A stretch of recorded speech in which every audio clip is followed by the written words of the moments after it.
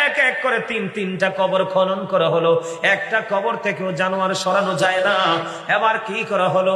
এবার আব্বাস রাদিয়াল্লাহু তাআলা আনহু বললেন, তাকে জানোয়ার সহ দাফন করে দাও। তাকে জানোয়ার সহ দাফন করা হলো। দাফন করার পরে আব্বাস রাদিয়াল্লাহু তাআলা আনহু সহ তার বাড়িতে গেলেন। যেই লাশ দাফন করলেন ওনার বাড়িতে চলে গেলেন। যাওয়ার পরে ওনার কবর নিয়ে বিস্তারিত ব্যাখ্যা যখন করলেন, এবার ওনাকে জানানো হলো, উনি জানতে চাইলেন যে কবরের মধ্যে তিনটা জানোয়ার কবর থেকে সরানো যায় না, তার জীবনে কি এমন অপরাধ করেছে তোমরা কি একটু বুঝতে পারো? এবার বন্ধু এবার কি করলেন? তার বিবি উত্তর দিলেন, আমার স্বামীর একটা বড় গুনার কাজ ছিল। আমার স্বামী ওই দৈহিক মিলনের পরে ফরজ গোসল ভালো করে করতো না। জোরে কন্যা নাউজুবিল্লাহ, আরো জোরে বলেন। হযরতে আব্বাস রাদিয়াল্লাহু তাআলা আনহুর জামানায় এক ব্যক্তি ইন্তেকাল করলেন। খেয়াল করেন, উনি ইন্তেকাল করার পরে ওনাকে যখন গোসল করিয়ে জানাজা পড়িয়ে দাফন করাতে নিয়ে গেলেন, এখন ওনার কবরের মধ্যে চাইয়ে দেখে বিড়ালের না একজন জানোয়ার। নাউজুবিল্লাহ বলেন। কি দেখতে পেলেন? জানোয়ার। এখন মানুষ কি করলেন? তাকে তো জানোয়ার সহ কবরে দেওয়া যাবে না, সে একজন মুসলমান। এখন কি করা হলো? আরেকটা কবর খনন করা হলো। বন্ধুরে আমার, আরেকটা কবর খনন যখন করা হলো, ওই কবরে তাকে বন্ধু দাফন করার জন্য নিয়ে যাওয়া হলো। ওই কবরের মধ্যে গিয়ে দেখে আরেকটা জানোয়ার। ওমা নাউজুবিল্লাহ কয় না? আপনারা কি জীবনের ওয়াজ শোনেন নাই? শোনেন নাই? তো শুনলে এ খারাপ ভয়ঙ্কর কথাগুলো শুনলে নাউজুবিল্লাহ বলতে হয় না? প্রেমের কথা, আশ্চর্যজনক নিয়ামতের খবর শুনলে সুবহানাল্লাহ বলতে হয় না? জোরে কন্যা একবার নাউজুবিল্লাহ। দ্বিতীয়বার কবর খনন করা হলো বন্ধু, তার কবর জানোয়ার। নাউজুবিল্লাহ। আবার তার আরেকটা কবর বন্ধু খনন করা হলো রে। আবার যখন কবর খনন করা হলো, কবর খনন করার পরে আবার তার কবরে নিয়ে যাওয়া হলো। ওই কবরের মধ্যে বন্ধু গিয়ে দেখলেন আরেকটা জানোয়ার। নাউজুবিল্লাহ। এবার একটার পর একটা তিনটা কবর খনন করা হলো। কোন কবর থেকে বন্ধু জানোয়ার সরানো যায় না। এবার মানুষ অনিরুপায় হয়ে গেলেন, কি করা যায়? এবার আব্বাস রাদিয়াল্লাহু তাআলা আনহুর খবর দেওয়া হলো। দৌড়ে ছুটে আসলেন, এসে কবরের পর বিস্তারিত খবর জানলেন। এক এক করে তিনটা কবর খনন করা হলো। একটা কবর থেকেও জানোয়ার সরানো যায় না। এবার কি করা হলো? এবার আব্বাস রাদিয়াল্লাহু তাআলা আনহু বললেন, তাকে জানোয়ার সহ দাফন করে দাও। তাকে জানোয়ার সহ দাফন করা হলো। দাফন করার পরে আব্বাস রাদিয়াল্লাহু তাআলা আনহু সহ তার বাড়িতে গেলেন। যেই লাশ দাফন করলেন ওনার বাড়িতে চলে গেলেন। যাওয়ার পরে ওনার কবর নিয়ে বিস্তারিত ব্যাখ্যা যখন করলেন, এবার ওনাকে জানানো হলো, উনি জানতে চাইলেন যে কবরের মধ্যে তিনটা জানোয়ার কবর থেকে সরানো যায় না, তার জীবনে কি এমন অপরাধ করেছে তোমরা কি একটু বুঝতে পারো? এবার বন্ধু এবার কি করলেন? তার বিবি উত্তর দিলেন, আমার স্বামীর একটা বড় গুনার কাজ ছিল। আমার স্বামী ওই দৈহিক মিলনের পরে ফরজ গোসল ভালো করে করতো না। জোরে কন্যা নাউজুবিল্লাহ, আরো জোরে বলেন। মিফতাহুল জান্নাতিস সালাহ ওয়া মিফতাহুস সালাতিত তুহুর। নামাজ হলো জান্নাতের চাবি, আর নামাজের চাবি হলো পবিত্রতা। এটা কেন হলো? রাসূলের আদর্শ ভঙ্গ করার কারণে, ঠিক কিনা বলে? আরো জোরে, আরেকটু মহব্বতে। সম্মানিত উপস্থিতি, এমনি করে করে করে করে প্রত্যেকটা জায়গায় পাই টু পাই আলাদা আলাদা করে করে আপনি দেখেন মানুষ কেন আযাব ভোগ করবে? শুধুমাত্র রাসূলের বৈশিষ্ট্য থেকে দূরে চলে যাওয়ার কারণে, ঠিক কিনা বলে? আরো জোরে। ওই যে বললাম, ইন্নাকা লাআলা খুলুকিন আযীম, আপনার আমার পরে রাসূল ছিলেন উত্তম চরিত্রের অধিকারী। আপনাকে আমাকে অল সাইড পরিপূর্ণ করে আপনাকে আমাকে অলরাউন্ডার হতে হবে, ঠিক কিনা বলেন? তখনই আল্লাহ রাব্বুল আলামিন আপনাকে আমাকে সবার মধ্য থেকে অল দা বেস্ট হিসাবে তিনি চিহ্নিত করবেন, ঠিক কিনা বলেন? সম্মানিত উপস্থিতি, তো এইভাবে আমাদেরকে প্রত্যেকটা জায়গায় কি করতে হবে? রাসূলের আদর্শটা আমাদেরকে ধারণ করতে হবে। করতে হবে কিনা? একটা একটা করে। যেমন আজকে আপনি যখন মাহফিলে আসবেন, কি করবেন? এই যে অনেকে টুপি যারা আসছে, আপনাদের বাড়ির কি টুপি নাই? আমার কথা কেন দি? টুপি আছে, টানছেন না কেন? কথা বলে, আনছেন না কেন? ওই যে আমার ভাই বলছে ভুলে গেছে, এটাই বাস্তবতা। আপনারা ভুলবেন না। কই আমার মোবাইলটা কই? এটা কি ধর্মনি ভাই? এই যে দেখেন আপনাদের ইমাম সাহেবের মোবাইল, এটা কি? আপনি টুপির কথা মনে রাখবো কোত্থেকে? আপনার তো 24 আওয়ার্স আপনার ফিলিংস থাকে এটা নিয়ে। কথা কয় না কেন? আরে ভুল কথা কইছিনি কোনো?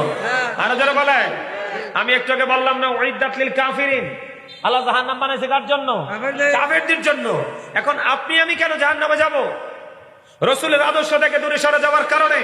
কারণ আল্লাহ রাব্বুল আলামিন কোরআনে বলেছেন ইন্নাল কাফিরিনা কানু লাকুম আদুওয়াম মুবিনা।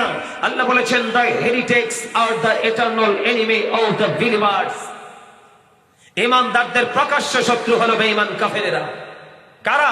বেঈমান কাফের। আজকে আপনি থাকবেন করতে এটার মাধ্যমে তো কন্টিনিউয়াসলি বেঈমান কাফের নিয়ে আমরা ব্যস্ত। ঠিক নিও? ঠিক। আমরা টুপি পরব কখন? আমার দিকে তাকান। রাসূলের আদর্শ টুপি পরা, এটা সুন্নাত। কি সুন্নাত? আপনি মাহফিলে যাওয়ার সময় যদি টুপি পড়তে ভুলে যান, নামাজ পড়তে যাওয়ার সময় যদি টুপি পড়তে ভুলে যান, তাহলে আপনারা কেডাই মুসল্লি কইব? কনসেন কথা কয় না কেন? কেউ মুসল্লি কইব? এ মিয়া ভাই আপনি একটু দাঁড়ান তো। আপনি হ্যাঁ এদিকে বিরা। এই যে দেখেন মাফলাটা খোলেন, মাফলাটা খোলেন না। ওনারে দেখেন তো, ওনারে দেখলে পুলিশ কি সালাম দিব না অ্যারেস্ট করবো? আরে কথা কয় না কেন? ওনারে দেখলে পুলিশ কি করবো? আরে আমার দাঁড়ান না, সেইটাই হোক। পোশাকটা দেখছেন? ওনারে দেখলে পুলিশ কইব নি আসামি কোনোদিন? কেন? শুধু ড্রেস আপের কারণে। বসেন ভাই, কষ্ট দিলাম। এটা আপনাদেরকে শিখানোর জন্য বললাম। সম্মানিত উপস্থিতি, আজকে আপনি পাঞ্জাবি পরে আসতে পারেন নাই, অথচ বাড়ি থেকে বের হইলে বাজারে যাওয়ার সময় আপনি কিন্তু ড্রেসটা ঠিকই চেঞ্জ করেছেন। যান না? আপনি কি বাড়ির যে পুরান কাপড় পরে বাজারে যান? তো ওখানে কত সুন্দর কাপড় পরে যান কেন? ওইটা তো নিকৃষ্ট জায়গা। কিও হুজুর, কিও এটা নিকৃষ্ট না?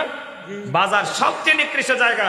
আপনি ওখানে গেলে আপনার ড্রেসটা চেঞ্জ হয়, কিন্তু আল্লাহ রসুলের প্রেমের বাগানে আপনি আসছেন, আপনি ড্রেসটা চেঞ্জ করতে আসতে পারেন নাই। আমি কি আপনাকে ইন্টেলিজেন্ট বলবো নাকি স্টুপিড বলবো? কথা বলেন না কেন? আমি আপনাকে স্টুপিড বলতে বাধ্য হব, কারণ আপনি বোকা, আপনার সেন্স নাই। মনে রাখতে হবে, সেন্স, বিবেক, এটা আল্লাহর দেওয়া এক নূর। এই বিবেক নামক নূরের আলোতে মানুষ তার প্রেজেন্ট এন্ড ফিউচার, বর্তমান এবং ভবিষ্যৎ প্রত্যেকটা জায়গাকে সে ব্রাইটনেস করতে পারে। ঠিক কিনা বলে? শুধুমাত্র বিবেক থাকার কারণে আরেকজন পথভ্রষ্ট হয় বিবেক না থাকার কারণে। ঠিক কিনা বলেন? আপনি তো রসুলের আদর্শ মানলে আপনার চলার পথে, খাওয়ার পথে, ঘুম, কোন জায়গায় কিন্তু আপনার কোনো ক্ষতি নাই, বরং লাভ। ঠিক কিনা বলেন? কারণ রসুলের আদর্শটা মেনে কাজ করলে এটাতে অনেক মজা আছে না নাই? আপনার রসুলটা কেমন, আপনার আমার রসুলটা কেমন, এটা একটু বোঝার দরকার আছে না আমাদের? আমি জাস্ট একটু আলোচনা করবো রসুলকে নিয়ে। আমরা কালেমা পড়ি না? কালেমা পড়তে পারেননি? কেমনে পরে কন্ত চাই? ওমা ডরান কিনলাই। আরে বদ্দা বড় হরি কও না, কি কও না কি? এই যুবকরা, তোমরা তো ফেল মারবা। কবরে গেলে ফেরেশতাদের স্কিন দেখলে তোমরা একবারে কি যে করবা আমার মাথায় ধরে না। কি করার নেই? এই কবরে যে ফেরেশতারা আসবে ওদের স্কিন হবে ব্ল্যাক, কালো। কি কালো হবে দেখতে? ওই যে আমার দাদা কিন্তু বইলা ফেলছে, আপনারা কালেমা পড়তে পারেন না, লা ইলাহা ইল্লাল্লাহু মুহাম্মাদুর রাসূলুল্লাহ সাল্লাল্লাহু আলাইহি ওয়াসাল্লাম। জোরে কোন একবার আলহামদুলিল্লাহ, আর জোরে কোন আলহামদুলিল্লাহ। এই রাসূলটা কেমন আমি আপনাদেরকে বুঝাই, তাহলে সহজে বুঝতে পারবেন। সম্মানিত উপস্থিতি, Allah of the first pillar is the Lord of world, রব্বুল আলামিন।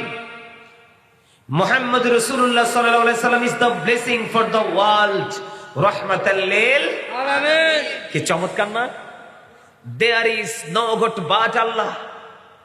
সে আল্লাহ ব্যতীত কোনো উপাস্য নেই, কোনো ইলাহ নেই।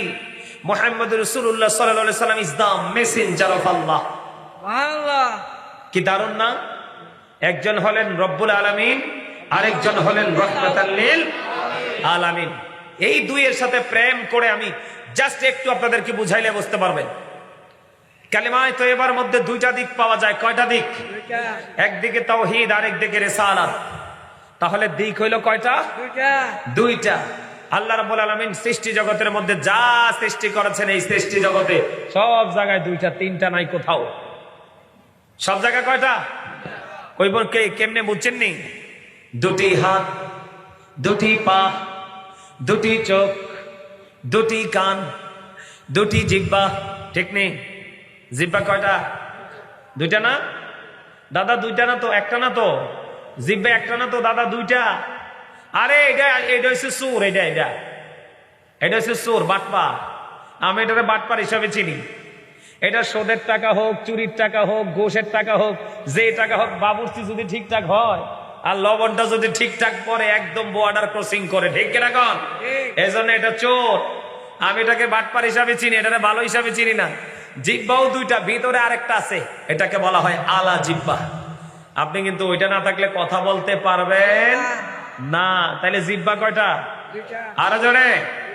আলো আধার, কঠিন কোমল, ঘৃণা প্রেম, বাদশা ফকির, দুর্বল সবল, তেগে ভোগে, সংগ্রামে শান্তিতে, ইহকালে পরকালে, জান্নাতে জাহান্নামে।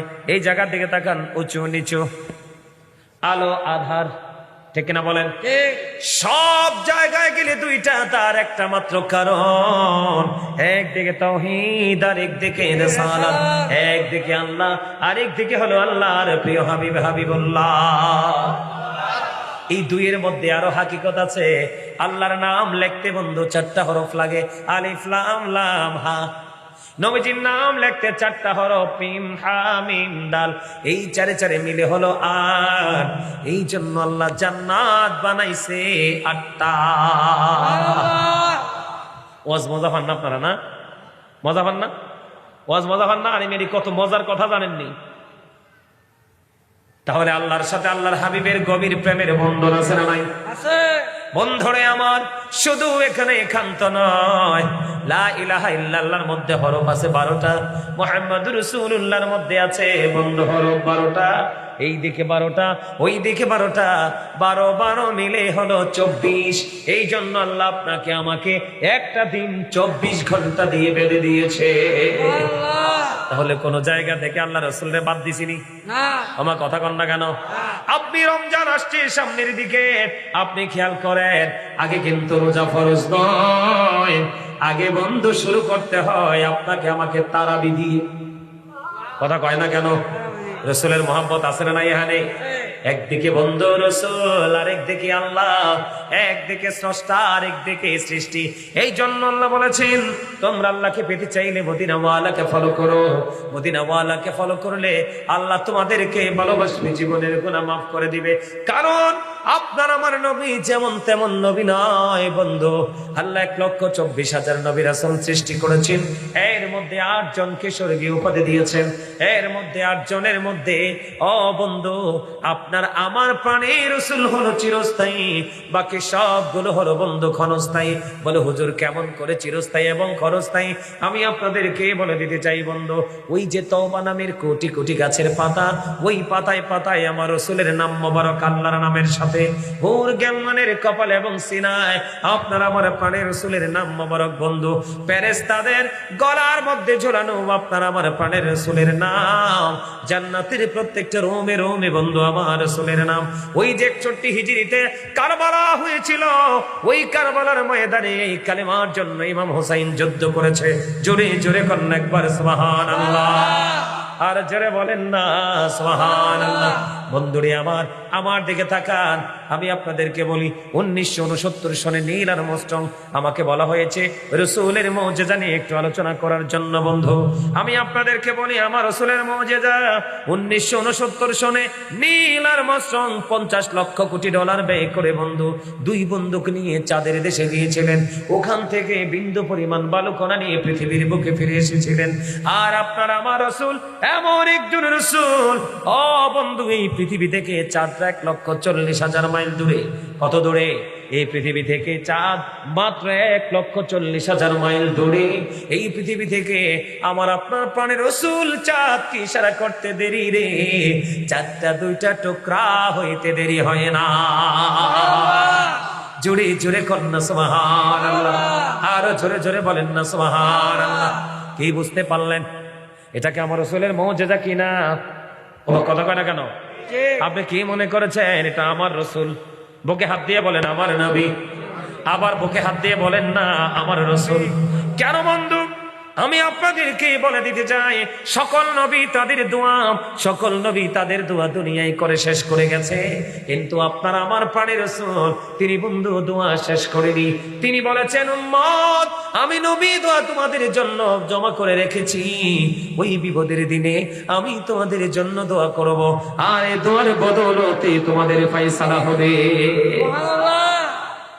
সব নবীরা দোয়া শেষ করে দিছে, আমার নবীর দোয়া শেষ হয় নাই। চলে কন্যা সুবহানাল্লাহ। বন্ধুরে আমার, পৃথিবী থেকে চাঁদ 1,40,000 মাইল দূরে, আর এই পৃথিবী থেকে সূর্যটা 9,13,00,000 মাইল দূরে। কত? 9,13,00,000 মাইল দূরে বন্ধু সূর্য।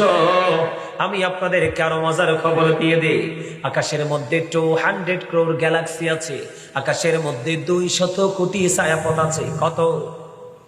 আকাশের মধ্যে। খেয়াল করেন, নবীজিকে চিনতে হবে, কারণ বন্ধু নবীজির মুজিজা আপনি যদি না বুঝতে পারেন, ততক্ষণ পর্যন্ত নবীজির মর্যাদা কতটুকু আপনি কম্পেয়ার করতে পারবেন না।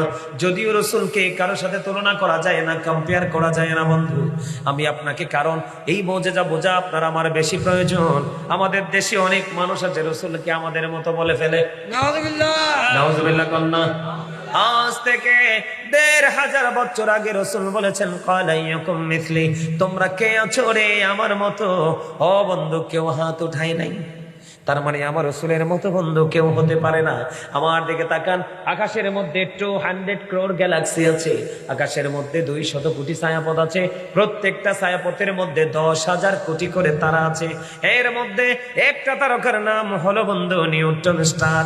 এই নিউট্রন স্টার তারকাটার 1 চা চামচ পদার্থের ওজন 1,000 মিলিয়ন টন। জোরে জোরে কন্যা একবার আল্লাহু আকবার। 1 চা চামচ পদার্থের ওজন। ও বন্ধু, যদি 1,000 মিলিয়ন টন হয়, তাহলে একটা তারার ওজন কত হতে পারে?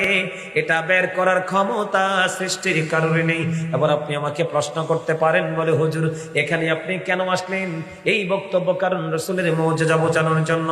আমার রাসূলের অন্যতম একটা মুজিজা হলো, আমার রাসূলের কাছে লৌহে মাহফুজের কোরআন বন্ধু এসেছে। জুড়ে জুড়ে কোন একবার সুবহানাল্লাহ। আসছে কিনা? আরো জোরে বলেন, আসছে কিনা?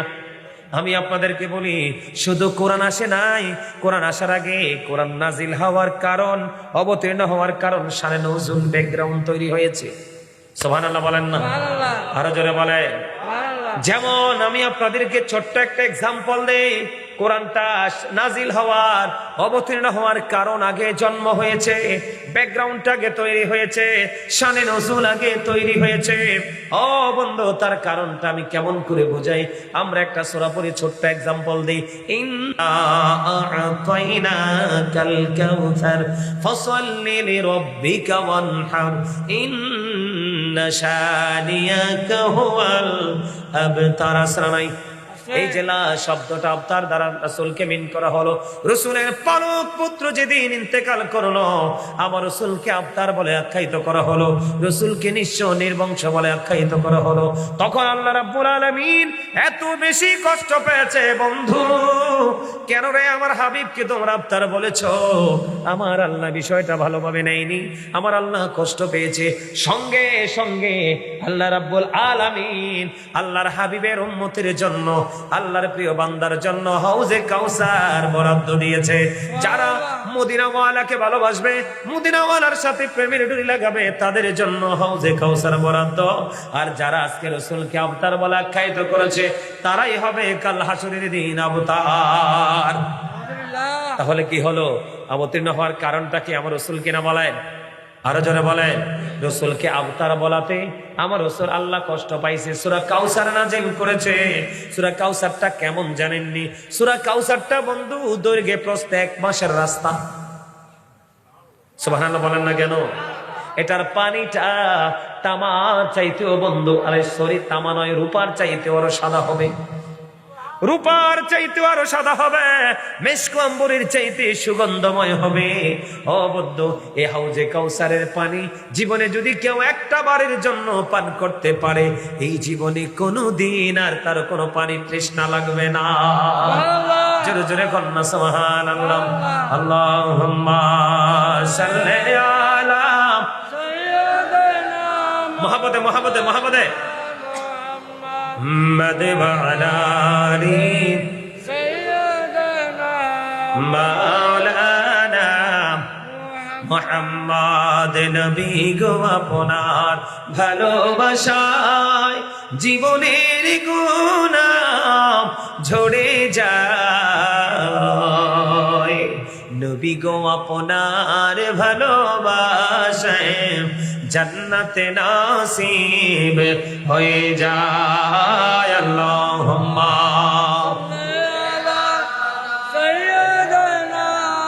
মাওলানা মুহাম্মদ ওয়া আলা আলি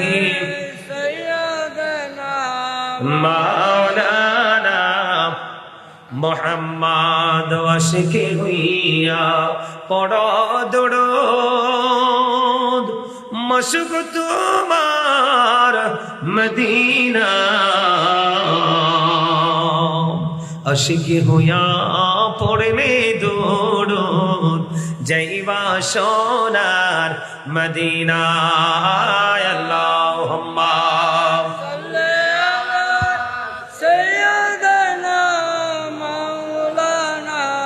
মুহাম্মদ ওয়া আলা আলি সাইয়্যিদিনা মাওলানা মুহাম্মদ।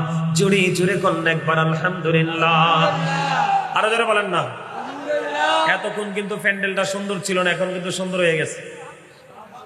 কারণ এতক্ষণ মাইক প্যান্ডেল একদম খালি ছিল, এখন কিন্তু মোটামুটি ফিল আপ হয়ে গেছে কয়েকজন আলে 100%, ঠিক না? তো আপনারা সবাই মিলে প্রাণ খুলে প্রেমময় ভাবে একবার বলেন আলহামদুলিল্লাহ। আর যারা বলেন আলহামদুলিল্লাহ। না বলতে না বলতে বলতে মন চায় না, হ্যাঁ ঠিক না? ও ভাই এটাই তো বাস্তবতা। আপনি হাঁটার অভ্যাস থাকলে কিন্তু হাঁটতে ভালো লাগবে।